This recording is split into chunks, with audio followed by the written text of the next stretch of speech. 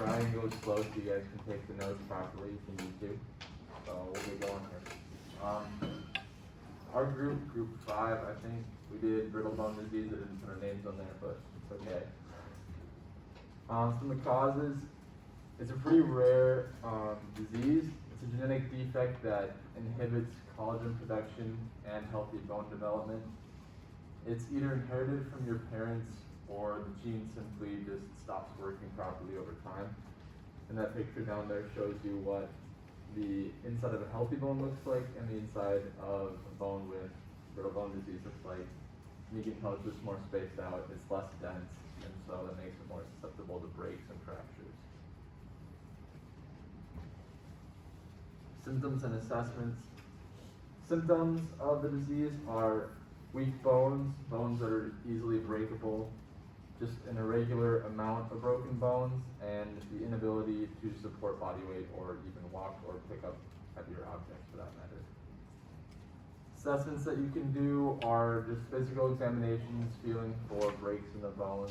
You can do x-ray scans, MRIs, just any imaging tests as well. And then genetic tracing to see if that gene that can cause this disease is inside of you and that you've inherited it, or if it's starting to not work properly as well.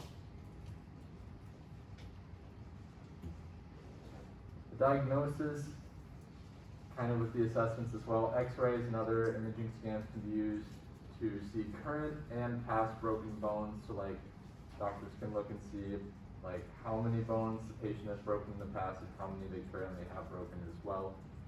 And with these imaging tests, it's very easy to see the bone defects that are present from past breaks and just improper healing if that's happened.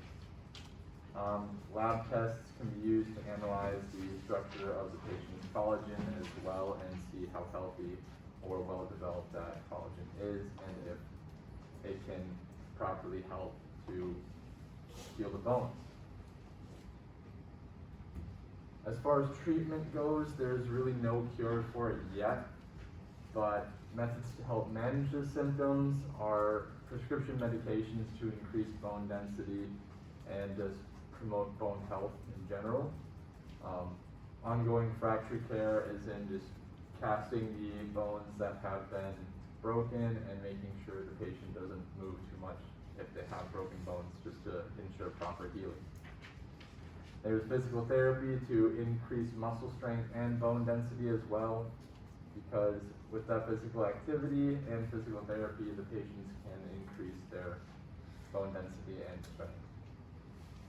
Surgery may be required sometimes depending on how bad the breaks are or if bones have healed improperly, because if a bone heals improperly, you want it to be the way it should be, and they'll have to go in there, either re-break the bone and heal it like it should, or just do a surgical intervention where they put metal stuff in the legs to make sure it stays straight. There's also self-management skills, because the patients can get to a point where they can do life on their own for the most part. It's just slightly impaired, but just to take care of themselves to make sure that they don't do anything where they could be at risk for breaking their bones very easily. Prognosis and follow-up. The patients can live independently and just have fulfilling lives even with this disease. It's to make sure they're giving themselves proper care and avoiding risks that could potentially damage their bones very easily. Regular checkups are always smart for them, screenings and mobility evaluations just to make sure they're up, like they can actually walk and function properly, because it is possible for them to be able to walk and just live a normal life.